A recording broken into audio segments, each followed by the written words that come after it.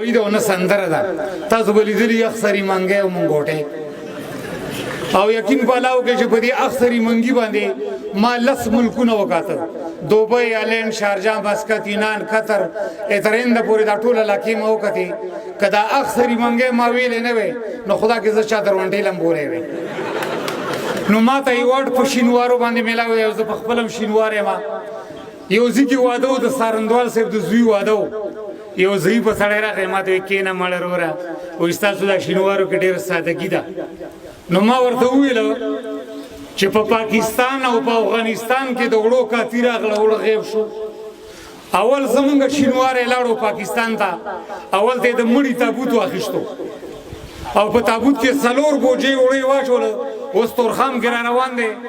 او تابوت یې په لاسګاډي کې اچولی نو خاصادار ورته وایي دا تشه ده نو دا ورته تشه ده خوله ده بیخو باسه خو مړی ده که نه مړی ده تابوت کې نور تشی نو هغه ورته دا څنګه مړی دی چې نه د خپل خپلوان شته نه د یار دوست شته او ځان له تابوت یې را په مخه کړی دی وایي په دې مړي باندې زما شک دی زموږ شینوار دې ته راشه ویې ګوره پلار غولیا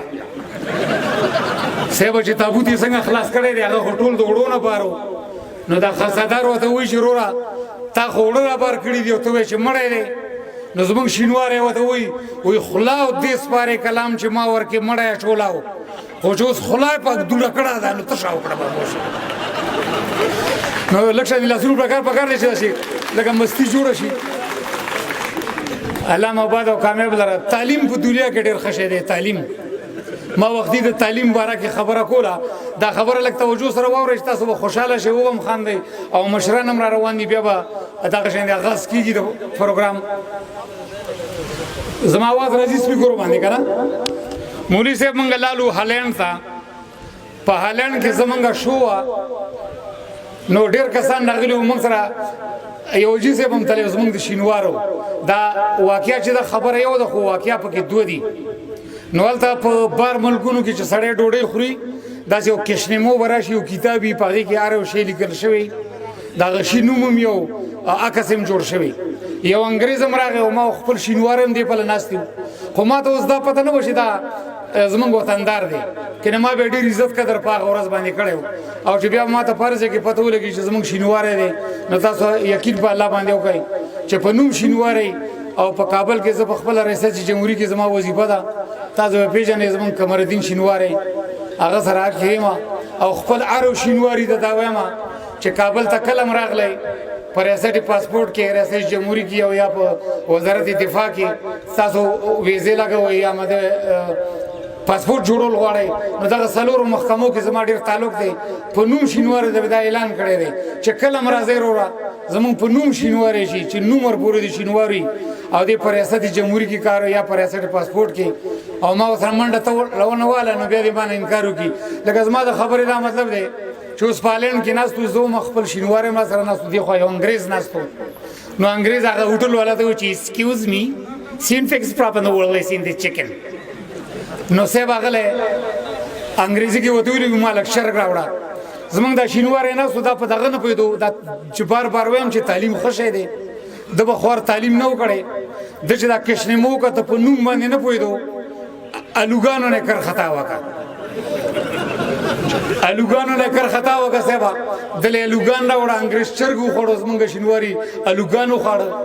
کله چې انګریز چرګ خلاص کړو زمونږ شینواري الوګان خلاص کړ نو هغه انګریز ورته پلیز اګین چې موږ له نور راوړه نو زمونږ د شینواري سوچ وکړ چې دا اګین به دې چرګ ته وایي نو دا ورته چې مالم اګین